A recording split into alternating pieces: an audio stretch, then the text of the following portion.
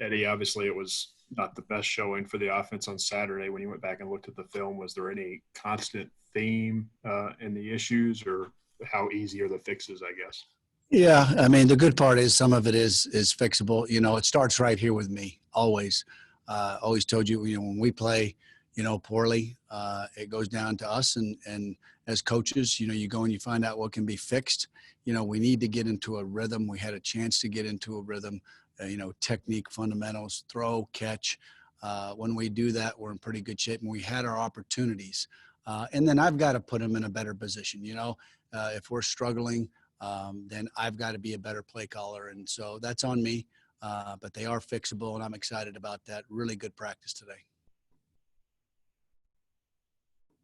Josh? Hey, Eddie, how close would you say you guys are, and maybe the case is it's Bryce and he's just been unavailable, to finding that second guy to go out there with Josh? Because it seemed like he really had a hard time, in particular after having two big games the first 2 weeks. Just getting, himself free and kind of warmed up there. Yeah, people got to rise to the occasion, hopefully get Bryce back this week. That would be huge.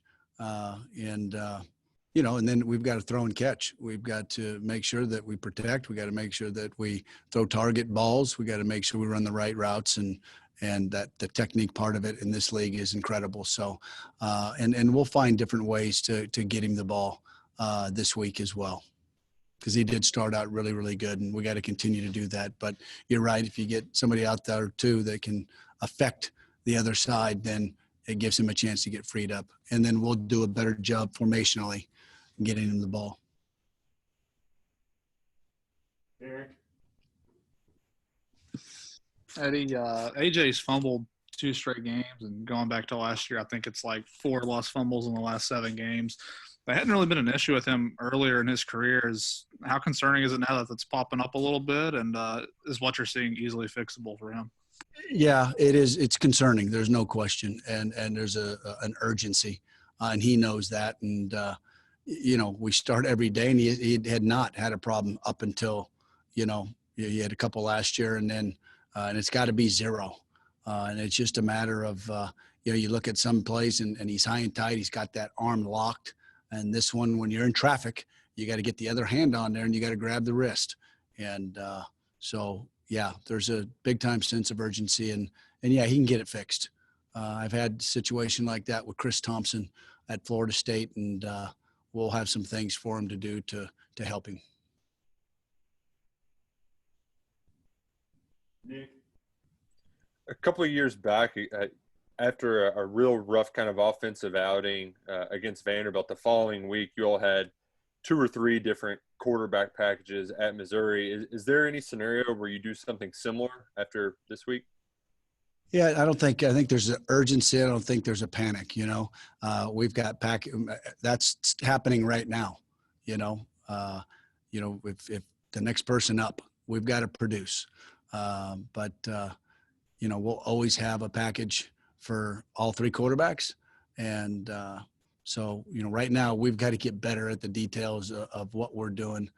We've certainly condensed a little bit this week, and I was really pleased with today. Terry had one of his best practices, and Joey threw the ball well. Bo's getting some reps, so it was really good. I was pleased. I think we did a better job of tightening things up as a coaching staff as well. Gary Graves? Coach, I guess by the same token, Chris Rodriguez hasn't had a fumble and appears to be running, most effectively like he did at the end of last year. What do you see with him, and what do you attribute his mistake-free play to doing after having a couple fumbles last year? Yeah, just rose to the occasion. He's a warrior, and he's kind of left off. He's kind of started where he left off last year. He's running really well, running angry, and I really like where Chris is right now. John Hale?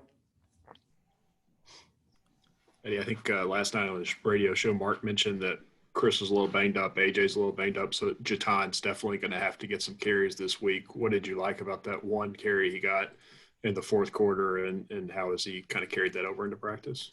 Yeah, it was awesome. And that's the kid runs really, really hard. He's got great vision. You saw the little burst. And I'll tell you this, Travis has really Tisdale. The two of them took some really good reps today. And so I'm excited about those two backs. But Jaton has really, it's been since camp. It's kind of like one of those things where we always talked about with Benny when a player comes in, and if somebody asks, Coach, why am I not playing? Well, you pop on the film, and I said, well, make me play you. And this young man is going to make me play him, a lot like Benny. Here we are going into our fourth game, and kid's ready. He is ready to go. Lonnie.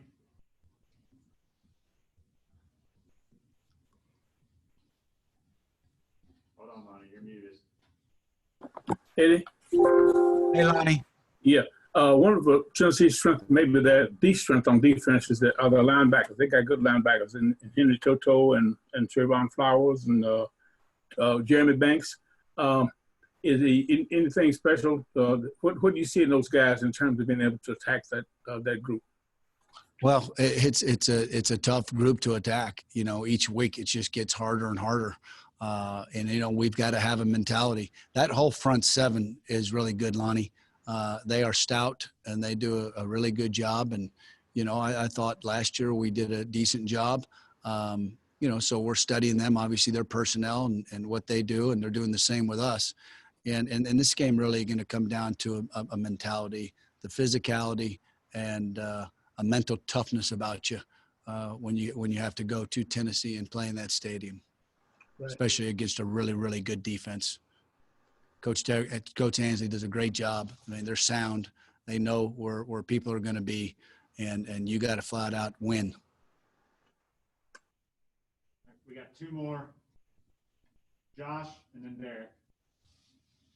Eddie, some people I think were worried about the offensive line a little bit coming out of the game this week. When you looked at what they do, because I watched the play, on the sack that Terry took in the fourth quarter. When I look at it, I'm not really sure that anybody wasn't where they were supposed to be on that play, for example.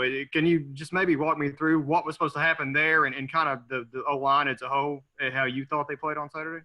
Yeah, it wasn't up to their expectations. They had a couple blunders like everybody did, but that group right there wants to be perfect. And they gave us some issues, like I had said last week before we played them, a little bit different than what they did that we have not seen. We overcompensated a couple times, talking with Drake and Luke.